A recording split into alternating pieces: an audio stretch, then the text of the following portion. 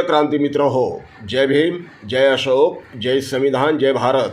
महाराष्ट्र राज्य विधानसभा निवडणुकीमध्ये महायुतीला विक्रमी यश मिळालं आहे। महाविकास आघाडीचा धुव्वा उडाला तर छोट्या पक्षांचा सुपडा साफ झाला आहे। महाविकास आघाडीच्या नेत्यांकडून EVM मशीनवर आरोप केले जात आहे। त्यातच वंचित बहुजन आघाडीचे अध्यक्ष ॲडव्होकेट प्रकाशजी तथा बाळासाहेब आंबेडकर यांनी राज्यव्यापी EVM विरोधी स्वाक्षरी अभियानाला आजपासून सुरुवात केली आहे। प्रकाश आंबेडकरांनी त्यांच्या अकोल्यातील यशवंत भवन निवासस्थानी स्वाक्षरी अभियानाचा प्रारंभ केला।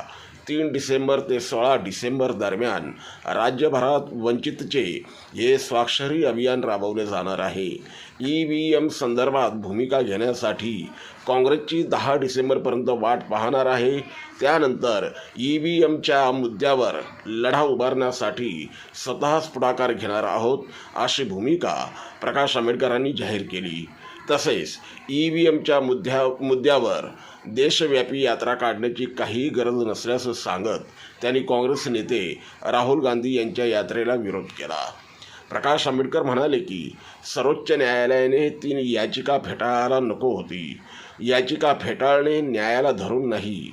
राज्य सरकारचा कालावधी 26 नोव्हेंबरपर्यंत होता। 29 नोव्हेंबरला दुपारी 12 वाजेपर्यंत सरकारचा शपथविधी होणे आवश्यक होते। आता सभागृह स्थापन होऊ शकते का, याचे उत्तर महाराष्ट्राच्या ॲडव्होकेट जनरल यांनी द्यावे। नवीन सभागृह गठीत करता येऊ शकते का, असा सवाल आंबेडकरांनी राज्यपाल आणि निवडणूक आयोगाला केला आहे। प्रकाश आंबेडकर म्हणाले की काही उमेदवार हे त्यांना ज्या मतदारांनी मतदान केलं त्यांचे शपथपत्र घेऊन हा सर्व प्रकार पत्रकार परिषद घेऊन जाहीर करण्याच्या तयारीत आहेत। निवडणुकीच्या काळात केंद्रीय आणि महाराष्ट्र गुप्तचर यंत्रणेनं संभाव्य विजेत्या उमेदवारांची यादी तयार केली होती। ती यादी जाहीर करावी। नांदेडमध्ये काही EVMचे नंबर मॅच झाले नाहीत।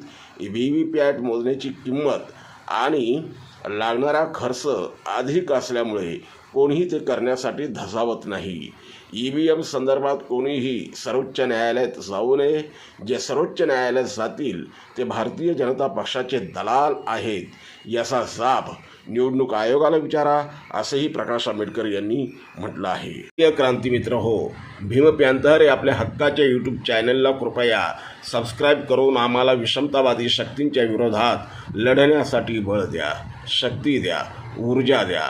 कमेंट करा, लाईक करा, शेअर करा।